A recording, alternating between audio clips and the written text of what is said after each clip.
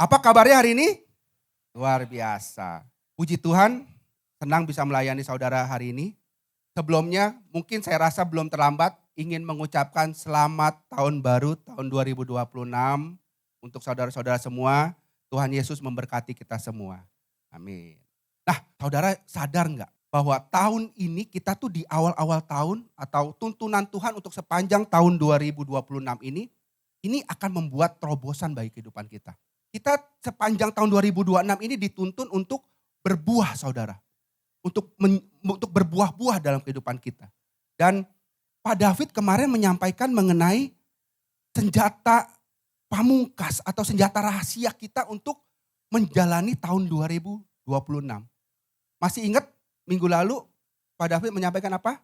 Doa yang berkuasa, benar. Doa yang berkuasa saudara. Doa yang berkuasa sepanjang tahun 2026 ini kita melaluinya udah diperlengkapi dengan senjata rahasia. Yaitu doa yang penuh kuasa. Tuhan itu baik sama kita saudara. Tuhan itu baik sama kita, perlindungan dia, pertolongan dia itu luar biasa. Dan jangan lupa disampaikan juga bahwa hidup yang berbuah-buah itu wajib saudara. Kita harus hidup berbuah-buah. Bulan Januari kita akan bicara mengenai berbuah dalam hubungan dengan Tuhan. Pada saat berhubungan dengan Tuhan, buah dan hubungan dengan Tuhan itu teraplikasi dalam doa kita. Dalam kita menyampaikan permohonan kita kepada Tuhan. Doa kita. Kita lihat di slide saya yang pertama di Filipi pasal 4 ayat yang ke-6 di versi firman Allah yang hidup. Kita baca bareng-bareng ya saudara ya. 1, 2, 3. Janganlah khawatir akan suatu apapun, melainkan bawalah segala sesuatu dalam doa. Sampaikan kebutuhan saudara dan jangan lupa bersyukur atas jawabannya. Saudara, minggu kedua tahun 2026, saudara diteguhkan untuk jangan khawatir. Jangan khawatir saudara tahun 2026. Karena saudara punya doa yang penuh kuasa. Yang kedua, saudara sampaikan kebutuhan saudara melalui doa. Ingat, doa saudara itu penuh kuasa. Ingat, jangan lupa saudara. Kalau saudara memiliki doa yang penuh kuasa, doa yang penuh kuasa itu akan saudara jalani terus nggak setiap hari? Iya pasti. Doanya penuh kuasa kok gitu ya. Doanya penuh kuasa gitu, masa iya nggak dijalanin kehidupan doa. Kita berdoa anak kita dilindungi sama Tuhan, Tuhan melindungi. Kita berdoa untuk bisnis kita, Tuhan juga memberkati bisnis kita. Kita berdoa untuk pendidikan anak-anak kita, Tuhan memberkati pendidikan anak-anak kita. Masa kita nggak berdoa? Tuhan Yesus harus saudara, kehidupan doa itu harus. Wajib, harus. Harus saudara. Nah saudara, doa yang penuh kuasa. Tapi kadang-kadang kita suka bertanya-tanya, doa kita itu didengar sama Tuhan gak sih? Atau doa kita itu dijawab gak sih sama Tuhan? Kok kayaknya saya belum menerima ya jawaban doa ya? Kenapa ya? Kok begitu? Saya kok kayaknya gak terima jawaban doa gitu. Kenapa? Saudara seringkali doa kita yakin doa kita penuh kuasa. Tapi seringkali kok kayaknya doa saya kok gak dijawab sama Tuhan ya. Doa saya didengar gak sama Tuhan. Atau jangan-jangan Tuhan tidak mendengar doa saya. Kita baca firman Tuhan ya dari Daniel 10 ayat 12 saudara. Kita baca yang kencang supaya kita ingat terus saudara ya. 1, 2, 3. Lalu katanya kepadaku, Daniel jangan takut. Allah telah mendengar doamu sejak hari pertama engkau mengambil keputusan untuk merendahkan dirimu supaya menjadi bijaksana. Aku telah datang sebagai jawaban atas doamu. Saya kasih sedikit background dari firman Tuhan ini saudara. Jadi Daniel itu diberi sebuah penglihatan sama Tuhan tapi dia nggak ngerti, nggak jelas. Tapi dia minta sama Tuhan di tepi sungai Tigris, dia berdoa. Berdoa meminta pengertian. Untuk meminta penjelasan apa yang dia lihat. Nah ini malaikat Tuhan datang sama Daniel. Tapi dia itu sudah berdoa di tepi sungai Tigris itu selama 21 hari saudara. Dan baru didatangi oleh malaikat ini pas di hari ke-21-nya. Apa yang harus kita perhatikan dari ayat ini adalah, dan Tuhan itu mendengar sejak hari pertama. Tuhan itu mendengar doa Daniel sejak hari pertama. Tuhan mendengar doa kita sejak hari pertama. Tuhan mendengar doa kita sejak hari pertama saudara. Jadi kalau ada kita, Tuhan doa saya didengar enggak ya? Itu enggak ada saudara. Itu enggak ada. Doa kita didengar oleh Tuhan sejak hari pertama. Sejak kita mengucapkan doa kita, Tuhan sudah kayaknya enggak yakin. Sekali lagi ya, sejak kita berdoa, Tuhan sudah kurang kencang, Tuhan sudah Tuhan sudah mendengar saudara. Doa kita, saking berkuasanya Tuhan mendengar doa kita sejak hari pertama. Ingat, sudah mendengar. Selanjutnya saudara, enggak cuma sudah mendengar saudara. Kita baca yang kuning-kuning ya, yang kuning-kuning ya. Aku telah datang sebagai jawaban atas doamu. Tuhan enggak cuma mendengar, Tuhan sudah menjawab saudara doa-doa kita. Tuhan sudah menjawab doa-doa kita. Yang saya sampaikan sebelumnya. Tuhan sudah menjawab semenjak hari pertama kita berdoa. Tapi Daniel menerima jawaban doa setelah 21 hari. Tuhan sudah mendengar, Tuhan sudah menjawab. Tapi menerimanya butuh waktu. Kita baca nih bareng-bareng saudara ya. Baca bareng-bareng supaya yakin, gak lupa. Terus ingat setiap doa yang kita sampaikan. Ini saudara. Kita baca bareng-bareng ya. 1, 2, 3. Tuhan sudah mendengar dan menjawab doa saya. Tuhan udah mendengar, Tuhan udah menjawab doa saya. Nih sambil tepuk-tepuk. Kita baca bareng-bareng tepuk-tepuk dadanya masing-masing. 1, 2, 3. Tuhan sudah mendengar dan menjawab doa saya. Jadi Tuhan kita itu Tuhan yang mendengar dan menjawab doa kita. Cuman saudara, perlu waktu untuk kita menerima jawaban dari Tuhan. Ini saudara, ini ayat selanjutnya. Tadi kalau saudara perhatikan itu Daniel 10 ayat 12. Sekarang Daniel 10 ayat 13. Kita baca ya saudara ya, bareng-bareng. 1, 2, 3. Malaikat pelindung kerajaan Persia melawan aku selama 21 hari. Lalu Mikael salah seorang dari pemimpin-pemimpin malaikat datang menolong aku. Kutinggalkan dia di sana di Persia. Saudara, pada saat kita pertama kali kita berdoa. Itu kuasa doanya langsung bekerja saudara. Ada peperangan rohani, kalau konteksnya Daniel itu ada peperangan rohani semenjak hari pertama kita berdoa. Di sini malaikat Tuhan itu berperang sama dengan kekuatan jahat atau penguasa-penguasa jahat dari kerajaan Persia. Di sini di Daniel ini. Jadi pada saat kita berdoa itu, pertama kali kita berdoa, kuasa doa itu sudah bekerja saudara. Sudah bekerja untuk bekerja di peperangan rohani di awal. Di alam-alam roh gitu ya saudara ya. Ada peperangan rohani di awal. Jadi pada saat kita berdoa, kuasa doa itu udah bekerja saudara. Kuasa doanya itu udah bekerja. Walaupun kita tidak melihat, tidak merasakan. Itu yang Daniel sampaikan dalam Daniel 10 ayat 13. Ada peperangan rohani di sana. Ada kuasa-kuasa jahat yang harus dihancurkan. Kita baca bareng-bareng untuk yang mengenai kuasa doanya. Kita baca bareng-bareng ya, baca bareng-bareng. Yang kencang saudara. 1, 2, 3. Kuasa doa saya sedang bekerja. Jadi saudara, kalau hari-hari ini saudara sudah berdoa, tapi belum menerima jawaban doa saudara. Belum menerima jawaban doa. Percayalah 2 hal yang pertama. Tuhan kita adalah Tuhan yang mendengar doa-doa kita. Yang kedua adalah Tuhan yang menjawab doa-doa kita. Jangan lupa juga, doa-doa kita itu enggak menghilang begitu aja. Tapi kuasa doa kita itu sedang bekerja. Sedang bekerja. Tapi butuh waktu saudara. Butuh waktu sampai kita menerimanya. Butuh waktu sampai kita menerimanya. Daniel 21 hari untuk menerima jawaban doa. Ada yang 1 hari, ada yang langsung dijawab saat itu juga. Menerima jawabannya ada yang 1 hari. Ada orang yang menerima jawaban doa itu seminggu. Ada orang yang menerima jawaban doa itu 1 bulan. Ada orang yang berdoa menerima jawaban doanya itu 1 tahun. Ada orang yang berdoa tapi menerima jawaban doa itu 25 tahun. Bermacam-macam saudara.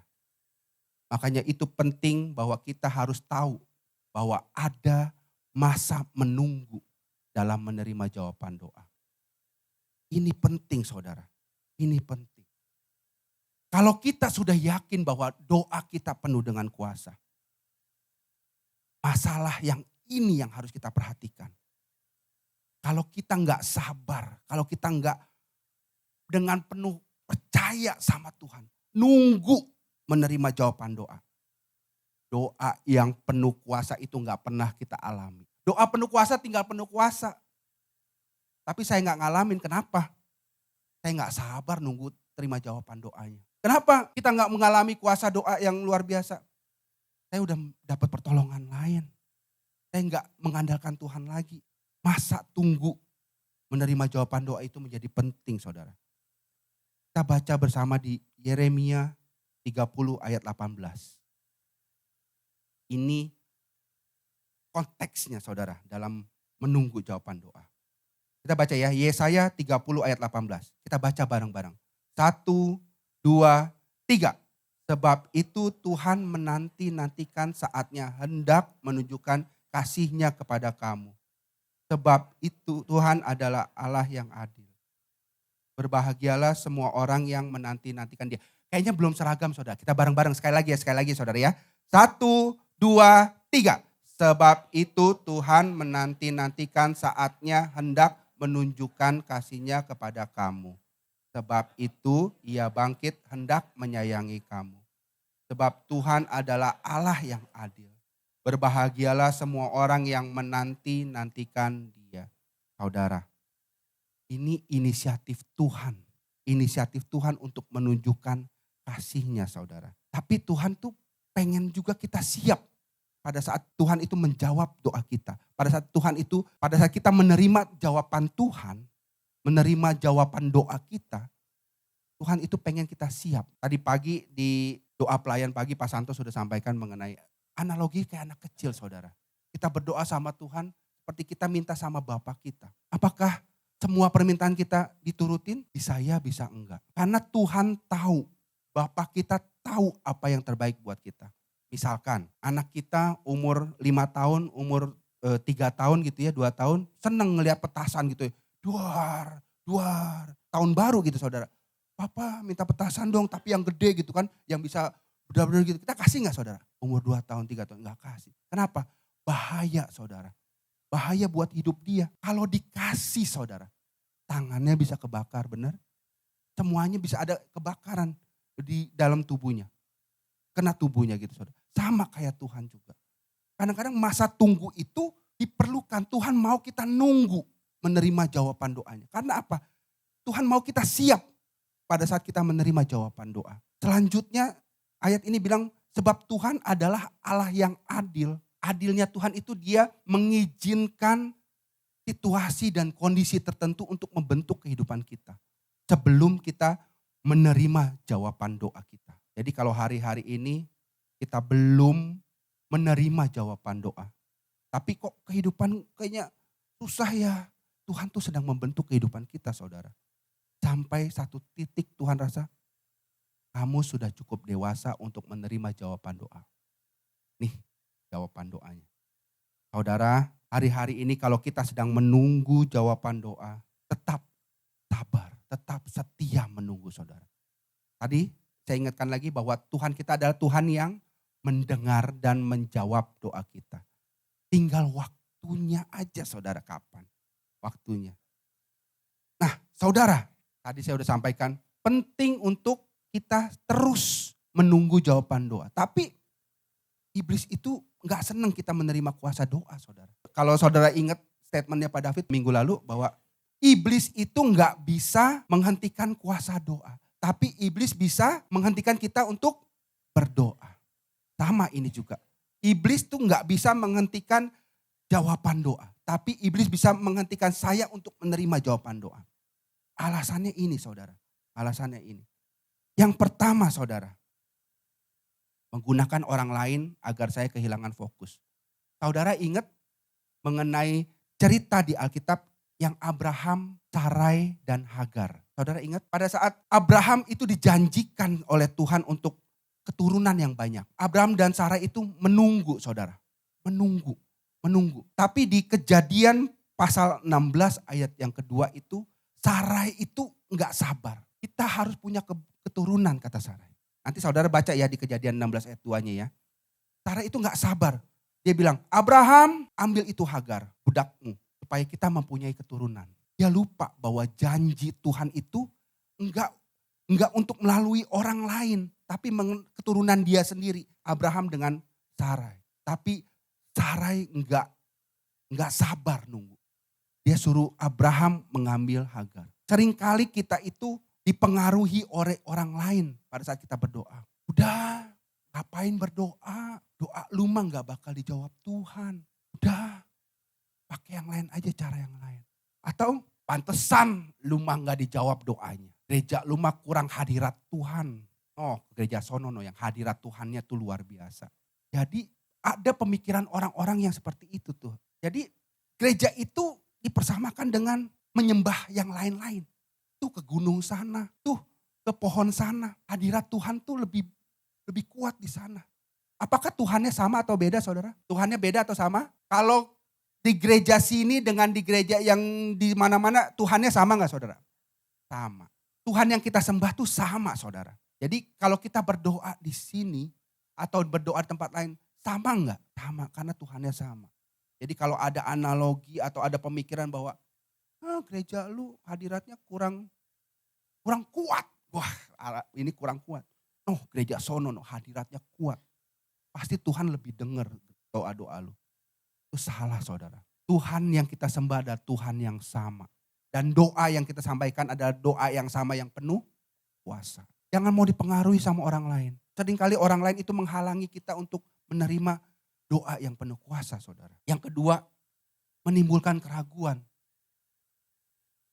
Udah lama berdoa, apa iya kita bisa menjawab, Tuhan menjawab doa saya. Apa iya Tuhan tuh mendengar doa saya. Mulai ragu saudara, mulai ragu. Jangan-jangan memang Tuhan gak mengasihi saya. Mulai ragu. Kalau kita ragu-ragu itu saudara, kita bisa berhenti berdoa enggak? Bisa berhenti berdoa. Kalau kita ragu-ragu, mulai mempertanyakan apakah benar ini Tuhan menjawab doa kita, kita bisa mulai kehilangan iman kita saudara. Kehilangan iman kita jadi gak percaya doa kita penuh kuasa. Catat doa yang penuh kuasa itu milik kita. Catat, gak boleh lupa saudara. Gak boleh lupa ya, catat. Supaya saudara terus ingat dan gak cuma ingat, percaya bahwa doa saudara penuh kuasa. Atau iblis itu mempengaruhi kita, keadaannya terdesak saudara, mepet banget. Aduh, mau ngandalin Tuhan apa enggak ya? Atau kita mulai cari pertolongan lain. Cari jalan pintas saudara.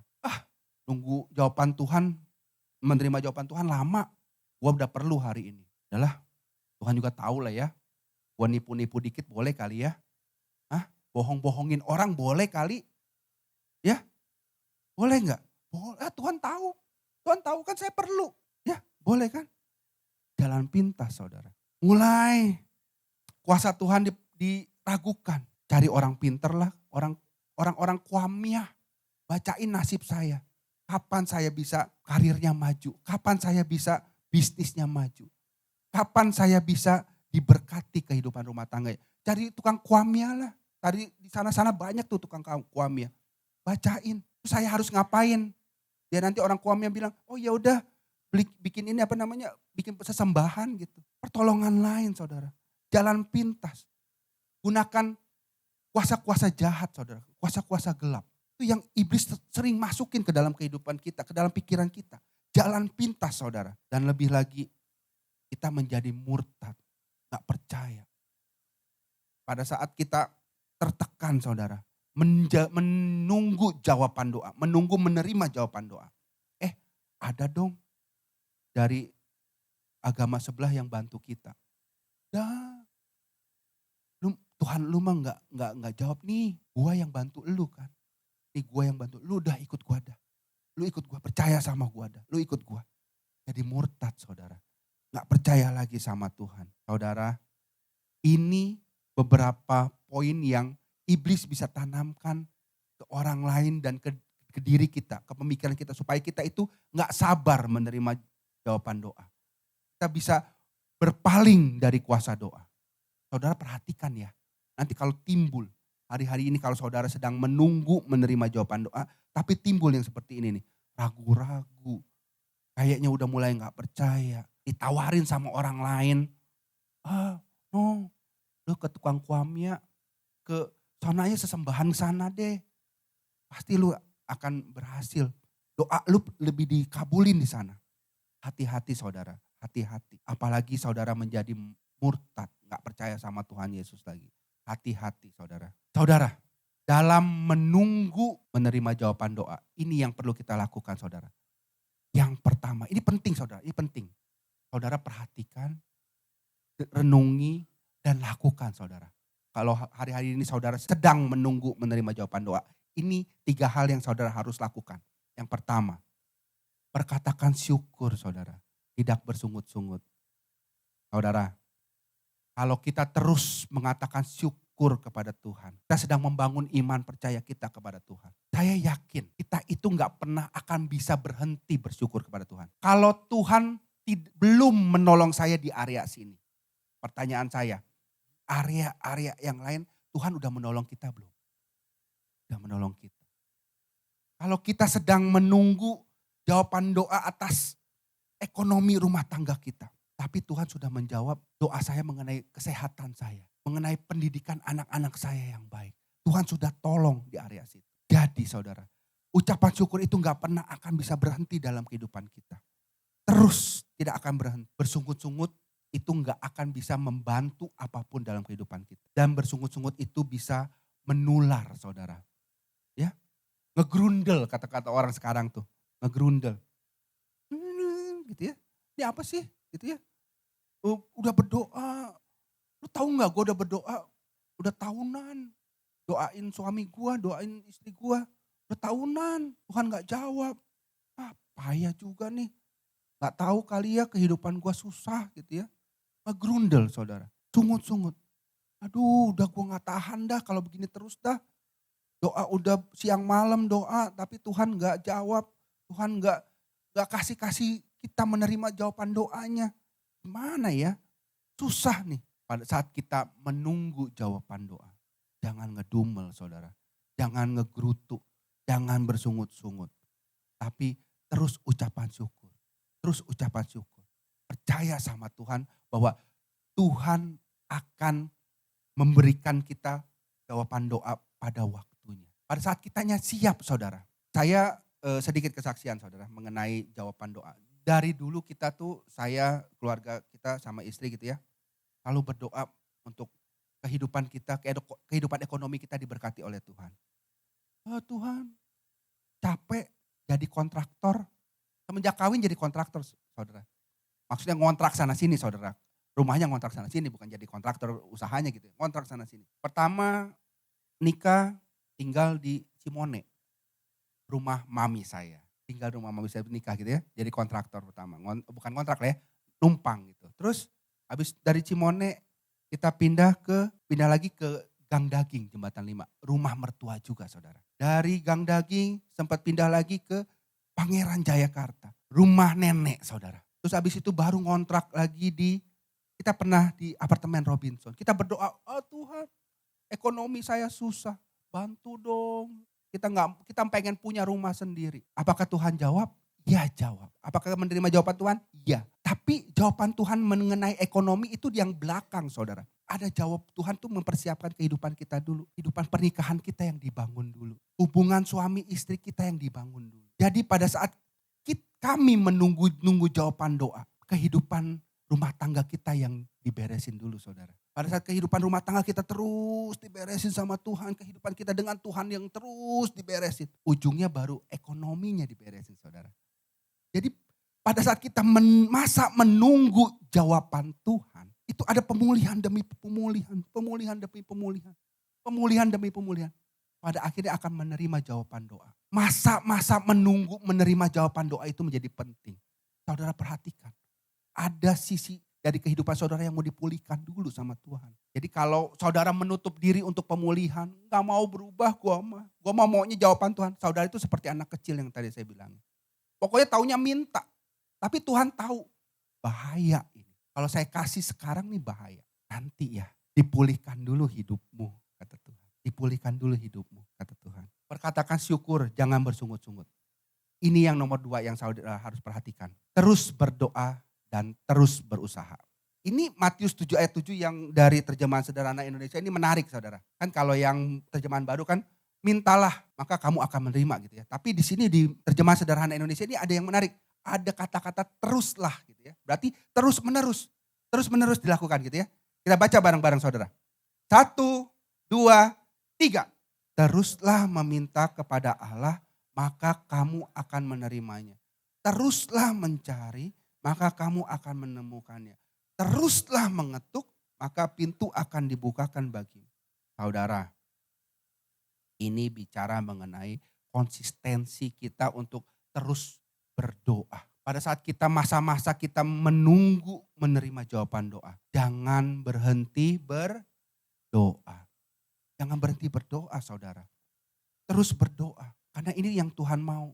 Terus berdoa saudara. Saudara ingat perumpamaan hakim yang lalim. Di Alkitab itu bicara mengenai hakim yang lalim yang didatangi oleh janda yang minta keadilan. Terus menerus hakim yang lalim itu didatangi oleh jandanya itu.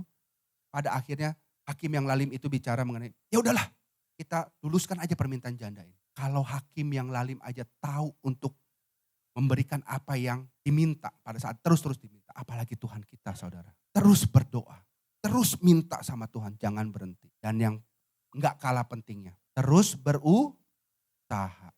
Saudara, jangan sampai kita berpikir, kan saya udah berdoa ya, Tuhan tahu. Berarti saya harusnya enggak usah melakukan apapun dong. No, ini ayat ini enggak cuma selesai teruslah meminta saudara. Tapi ada bawahnya tuh, teruslah mencari. Kalau meminta kan berarti berdoa ya saudara ya. Kalau mencari berarti saya melakukan sesuatu untuk mencari. Saya melakukan sesuatu untuk menemukan saudara. Berarti ada sesuatu hal yang saya lakukan supaya saya menerima. Ini imbang saudara. Kalau kita berusaha tanpa berdoa, itu juga kita bergantung pada kemampuan kita sendiri. Tapi kalau kita berdoa doang, enggak ada usahanya. Apa bedanya kita dengan pemalas saudara? Di Alkitab bilang, hai pemalas, kamu enggak perlu makan. Enggak usah makan. Alkitab yang tulis saudara, bukan saya yang ngomong. Pemalas enggak perlu makan. Terus berdoa dan terus berusaha itu menjadi penting saudara. Pada saat saudara menunggu menerima jawaban doa. Yang ketiga, ini juga penting. Pada saat kita menunggu menerima jawaban doa, kita harus terus terhubung saudara. Harus terhubung sama Tuhan. Kita baca dulu ya Yohanes 15 ayat 7-nya ya. 1, 2, 3. Jikalau kamu tinggal di dalam aku dan firmanku tinggal di dalam kamu. Mintalah apa saja yang kamu kehendaki dan kamu akan menerimanya. Saudara, kadang-kadang tuh kita sukanya bacanya yang bagian B-nya aja. Mintalah apa saja yang kamu kehendaki dan kamu akan menerimanya. Amin. Amin saudara. Padahal yang penting tuh yang atasnya saudara. Jikalau kamu tinggal di dalam aku dan firmanku tinggal di dalam kamu. Itu bicara mengenai kesatuan kehidupan kita dengan Kristus saudara. Apa yang maunya kita itu maunya Tuhan. Benar? Kalau udah begini, apa yang di pikirannya Tuhan itu ada di pikirannya kita. Apa yang firman Tuhan lakukan, kita kerjakan dalam kehidupan kita. Apa yang Tuhan perintahkan untuk kita lakukan dalam kehidupan kita, itu kita kerjakan. Itu bicaranya ayat ini seperti itu. Terhubungnya kita sama Tuhan. Kesatuan hatinya kita sama Tuhan. Gimana kita mau terhubung sama Tuhan? Lah kita ngebaca Alkitab enggak pernah. Ibadah juga kadang datang, kadang enggak. Persekutuan live juga datang, kadang enggak. Gimana kita mau terhubung sama Tuhan? Harus saudara. harus miliki hubungan pribadi sama Tuhan. Berdoa pribadi itu penting. Doa pribadi itu penting. Komunitas penting, ibadah juga penting. Jangan berhenti saudara terhubung sama Tuhan. Kalau Tuhan sudah ada dalam kita dan kita di dalam Tuhan. Janjinya Tuhan itu minta apa aja saudara. Tuhan pasti kasih. Minta apa aja sama Tuhan, pasti Tuhan kasih. Jadi ingat 3 hal apa tadi saudara? Yang pertama, perkatakan syukur. Jangan bersungut-sungut. Yang kedua, terus berdoa dan terus berusaha. Yang ketiga, terus terhubung. Saudara, ini yang gampangnya. Saudara lihat, pada saat kita berdoa, Tuhan langsung dengar. Tuhan langsung jawab. Tapi ada masa tunggu. Kalau yang paling krusial itu masa tunggunya saudara. Kalau kita sudah tahan menunggu jawaban Tuhan dan ngejalanin yang 3 yang tadi itu saudara. Kita nggak bersungut-sungut, bersyukur, kita terus berdoa, berusaha, terus terkoneksi sama Tuhan. Kita pasti akan menerima jawaban doa. Menerima jawaban doa. Ini penting saudara, ini siklus doanya yang penting. Yang kuning yang paling penting menentukan apakah saudara akan menerima kuasa doa atau enggak. Itu penting saudara. Ini yang terakhir. Jangan berhenti berdoa. Jangan berhenti berdoa. Jangan berhenti berusaha. Terus berdoa. Terus berdoa. Terus berdoa. Jangan berhenti berdoa. Berdoa terus sampai sesuatu terjadi. Terus berdoa sampai mujizat terjadi. Terus berdoa saudara. Terus berdoa. Kalau doa yang penuh kuasa itu apakah terbatas saudara? Doa yang penuh kuasa itu kayaknya cuman bisa buat perbaikan ekonomi, buat menyembuhkan orang sakit kayaknya nggak bisa deh. Apakah begitu saudara? Enggak. Doa yang penuh kuasa itu dia bisa apapun yang kita minta dikabulkan yang tadi saudara. Asal apa? Asal kita menjalankan yang 3 yang tadi. Kita terus berdoa berusaha, tidak bersungut-sungut. Dan kita terus terkoneksi sama Tuhan. Pemikirannya Tuhan tuh ada di pikiran kita. Hatinya Tuhan tuh ada di hatinya kita. Gimana caranya seperti itu? Ya udah gak ada cara lain. Baca Alkitab, saat teduh, ikut live saudara. Ibadah setiap hari. Gak ada cara lain. Cuma itu saudara. Cuma itu caranya. Masa tunggu dalam menerima jawaban doa itu menjadi penting. Krusial. Kalau hari-hari ini saudara sedang menunggu, kok kayaknya Tuhan gak dengar. Kayaknya Tuhan gak jawab. Tuhan udah dengar. Tuhan sudah jawab doa saudara. Cuman saudara belum menerima aja jawaban doanya. Kapan kita menerima jawaban doa?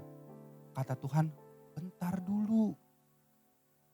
Masuk dulu ya dalam proses masa tunggu kata Tuhan. Mungkin ada dalam kehidupanmu yang Tuhan mau beresin dulu. Ada kehidupanmu yang mau diperbaiki dulu. Mungkin ada peperangan rohani yang terjadi pada saat doa kamu disampaikan kata Tuhan. Masa tunggu menjadi penting. Yuk kita tundukkan kepala, kita berdoa.